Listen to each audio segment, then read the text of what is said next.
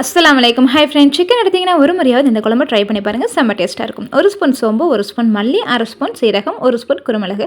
இதெல்லாம் கொஞ்சம் கூட எண்ணெய் விடாமல் நல்லா ரோஸ்ட் பண்ணி எடுத்துக்கோங்க. இது நல்லா பவுடர் பண்ணி வச்சுக்கலாங்க. இப்போ ஒரு கடாயில் 6 ஸ்பூன் அளவுக்கு எண்ணெய் சேர்த்துக்கோங்க.